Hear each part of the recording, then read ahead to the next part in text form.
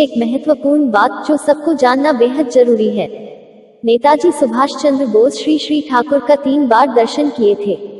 पहली बार वे जब ICS पास किए थे, द्वितीय और तृतीय बार पाबना सत्संग आश्रम आए थे। नेताजी सुभाष चंद्र बोस के माता पिता दीक्षित एवं एकनिष्ठ भक्त थे।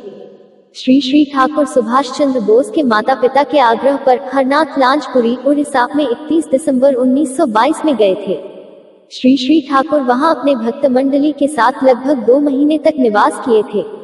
सुभाष चंद्र बोस पाबना आश्रम में आए तो श्रद्धेय सुनील बसुदास श्री श्री ठाकुर के निर्देशानुसार पूरे आश्रम का परिदर्शन करवाए और श्री श्री ठाकुर का भावादर्श एवं उनकी परिकल्पना के संबंध में जानकारी दिए। आश्रम का परिदर्शन करके सुभाष चंद्र बोस को बहुत अच्छा लगा।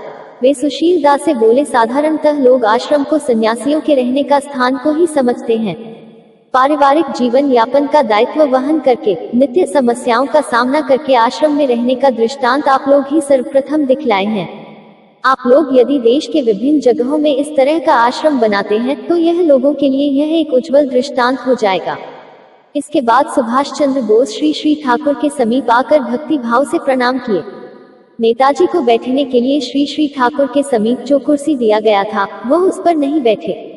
मात्र भक्त नेताजी बोले, श्री श्री ठाकुर मेरे माँ के गुरु हैं, उनके समीप मैं कुर्सी पर बैठ नहीं सकता हूँ। यह कहकर वे श्री श्री ठाकुर के समीप जमीन पर बैठे गए। श्री श्री ठाकुर सस्नेह नेताजी के माता पिता एवं परिवार के अन्य लोगों के कुशल मंगल का संवाद पूछे। उसके बाद सुभाष चंद्र बोस श्री श्री ठाकुर से पूछे, देश के लिए तो बहुत कार्य करना है, देश का प्रकृत रूप से सेवा करने के लिए कहाँ से कार्य आरंभ करना होगा, इस संबंध में आपकी क्या सलाह है।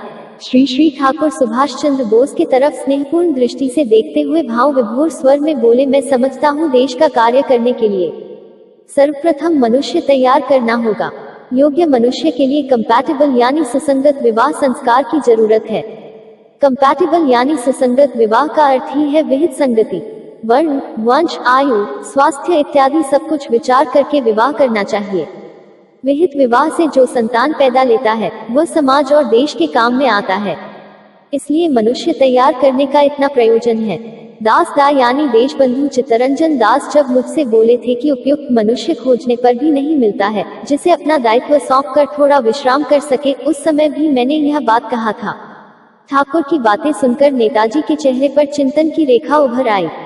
वे श्री श्री ठाकुर से बोले, मनुष्य तैयार करने की जो जरूरत है इसे तो मैं भी अनुभव किया हूँ, लेकिन इसके लिए जो विवाह संस्कार की जरूरत है इस संबंध में चिंतन करके नहीं देखा हूँ।